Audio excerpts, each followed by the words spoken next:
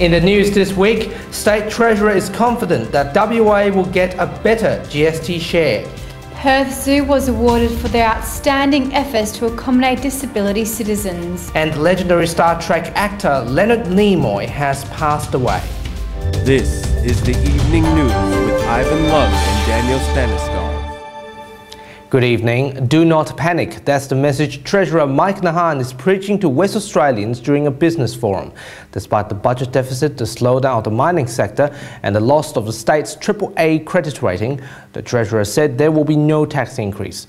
Darren McErlain reports. Speaking at the Cedar Forum, Dr Nahan expressed his optimism towards WA's economy despite the mining industry was slowing down. He urged consumers and businesses not to panic. My message is, yes, prices have come down.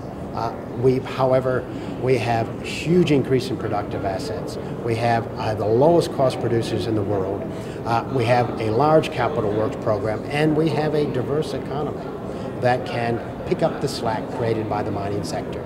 The Treasurer admits the iron ore prices have gone down. However, the state economy had diversified with the rapid increase of WA's infrastructure growth, such as the Elizabeth Quay. And all you have to do is look behind you with Elizabeth Quay, look in the city, and the simple fact is that every major resource company in Australia, multinational or domestic, has their headquarters here, and they're employing thousands of people. 10 years ago, they were somewhere else. On the topic of GST, McErlain said a major review of the GST system is underway, and he is confident that there will be a change. However, it's up to the federal government to adjust WA's GST share. Darren McErlain, WAMN News. In other local news, Perth Zoo was honoured for their efforts to provide inclusive services to local disability citizens.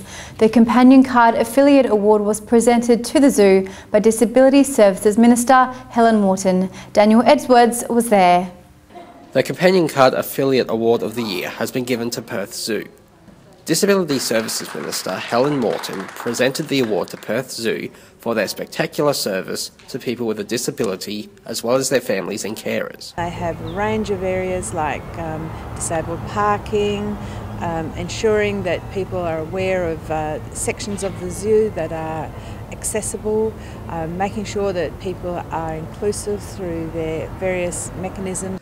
Susan Hunt, the Chief Executive Officer of Perth Zoo, accepted the award with pride. We are really thrilled to receive the award. It's a recognition of work over many years, working with partner organisations and our volunteers to really acknowledge the work that we've been doing to try and ensure access to all of West Australians. The National Disability Services operates the Companion Card program, which has 634 registered WA affiliates in businesses, events or venues. 9,000 cardholders are eligible to attend the affiliates' events free of charge. Danielle Edwards, WAMN News. The police have seized 12 kilograms of methamphetamine and $400,000 during a joint operation between the state and federal police forces.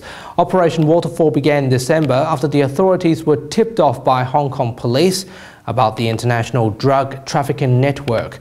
The detective said this is one of the biggest seizures of its kind in WA so far this year. A protest has been held outside Parliament by Indigenous Australians who are continuing their effort to seek justice for the death of 22-year-old Ms. Du. It was reported that she died in police custody after being admitted to the Port Hedland Healthcare Campus twice after suffering physical pain. Meanwhile, Labor MP believes locking people up for simple offences is not a good policy. We have, children out there left at home because mom's in prison, and it's all because of these small fines. So there needs to be a balance. Star Trek actor Leonard Nimoy has passed away due to chronic obstructive pulmonary disease. He was 83. Mr. Nimoy began his film and TV career in 1951. He later became a cult figure in NBC's Star Trek for his role as Spock from 1966 to 1969.